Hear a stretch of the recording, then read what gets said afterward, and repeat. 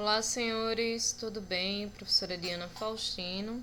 Dessa vez aí para darmos continuidade, tá certo, ao assunto relacionado ao primeiro reinado, né? Isso, o Brasil agora ele se tornou independente, tá certo? E o Estado brasileiro passou aí a ser uma nação, né? O 7 de setembro ocorreu em 1822 e a partir de agora começa o primeiro reinado de Dom Pedro primeiro, tá certo? Então, após a proclamação da independência, manifestaram-se aí graves divergências, né, entre os brasileiros, principalmente entre a elite brasileira, tá certo? Dividido entre dois grupos políticos, uns chamados de radicais e outros chamados de conservadores, tá certo? Essa divisão se aprofundou de tal forma, né, que permitiu aos portugueses exercer aí seu poder, pondo em risco a soberania da nação independente, tá certo? Então foi necessário que houvesse aí uma Assembleia Constituinte, ou seja, uma convocação de pessoas, tá certo? Cujas decisões políticas seriam tomadas ali, tá? Então, começam a divergência de opiniões, principalmente opiniões de caráter absolutistas, né, por parte, é claro, de Dom Pedro I, que não aceitava dividir aí o governo com outras pessoas, então ele vai ser bem centralizador nesse sentido, tá certo? E juntamente aí com, em média, 10 a 12 pessoas, eles começam a criar a primeira Constituição do Brasil, que vai ser a Constituição de 1824, tá certo? Professora, o que seria uma Constituição? Bom, a Constituição é um livro, né, um conjunto de regras, um conjunto de leis que vai direcionar um país, tá certo?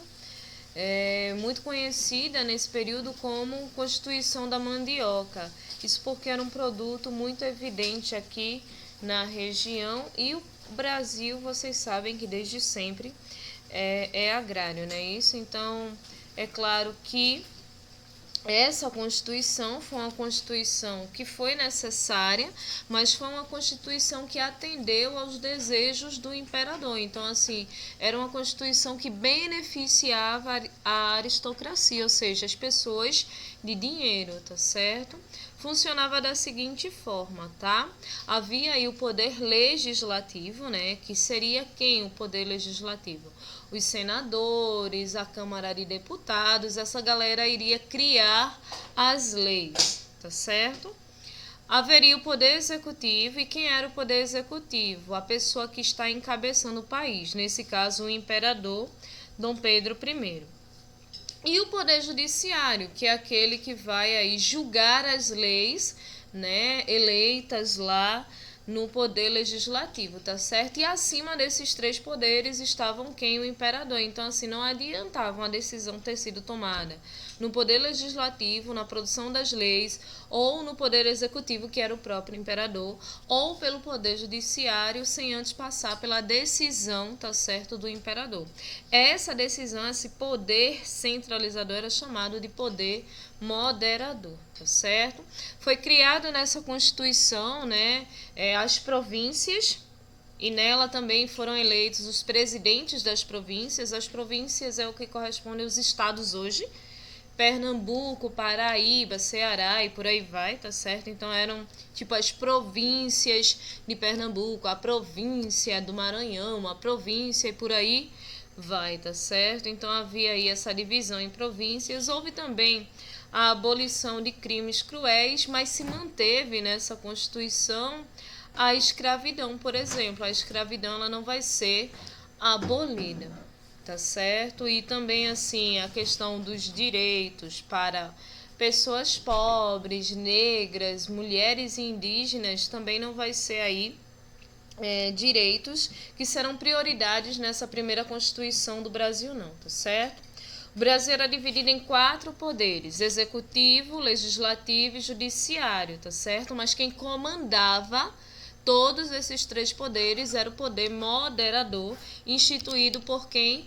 Pelo imperador Dom Pedro II. Então, assim, o imperador é quem escolhia os senadores, ele tinha o direito de decretar, diluir, fazer uma série de decisões que só cabia a ele mesmo. Então, ele vai fazer essa divisão no Brasil, mais para agradar a aristocracia, ou seja, aos líderes, né, a elite brasileira da época, tá certo? Então, assim, as contradições dessa Constituição.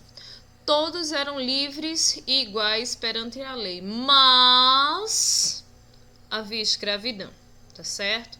Pobre não podia votar. A mulher ela não tinha direito de opinar. Então, assim, são contradições que havia na Constituição, no conjunto de leis do Brasil, né? 95% da população rural era livre, né? Na verdade, era sem terra, porque essa terra pertencia à aristocracia, às pessoas de dinheiro. Estava garantida a liberdade de expressão. Porém, é claro, né, jornalistas de oposição eram presos e assassinados, né? Estava abolida a tortura, né? Eles retiram aí os crimes cruéis. Mas os escravos, eles não eram considerados cidadãos, tampouco os indígenas. Eles não eram considerados cidadãos também nesse primeiro momento, tá certo? Havia justiça para todos, mas só era defendido os interesses dos proprietários, né? Coisa que se parece muito com os dias atuais, diga-se de passagem. Assembleia Constituinte, né? O que seria aí uma Assembleia Constituinte? Seria aí um grupo de pessoas, tá certo? Que vai definir as eleições e tal. Então, as eleições seriam realizadas de forma indireta, tá certo? Os eleitores de paróquia e os eleitores de província, né? Determinado por diferentes níveis de renda, ou seja, só podia votar quem tinha grana, quem tinha dinheiro. As províncias eram governadas por presidentes, o que é mais ou menos o governador hoje. Eram chamados presidentes de províncias, tá certo? E esses eram nomeados por Dom Pedro. Então, tudo estava na mão dele. Era instituído o padroado. O que seria isso? Seria aí um regime onde o político ele vai apadrinhar determinadas pessoas, tá certo? Principalmente o que diz respeito à igreja, que também levava aí sua parcela nessa distribuição política.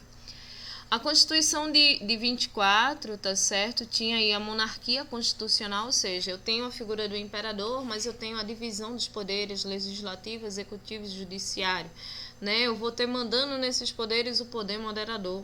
O Rio de Janeiro era a capital administrativa, né? Era a capital do Brasil na época, tá certo? E a Constituição, ela vai exercer aí o poder de controlar toda a administração pública, né, tá certo?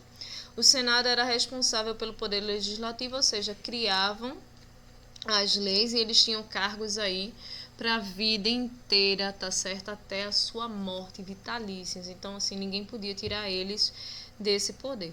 Os deputados tinham um mandato aí de 4 anos, né? Que sempre eram reeleitos. Então, assim, para votar tinha que ter mais de 25 anos e também uma renda mínima de 100 mil réis. Então, assim, as coisas, né, eram bem claras para as pessoas que tinham bem dinheiro, tá certo? A escravidão continuava porque o Brasil fez política para rico, né? Então, assim, é claro que a escravidão deveria continuar, até porque os escravos pertenciam aos ricos, tá certo?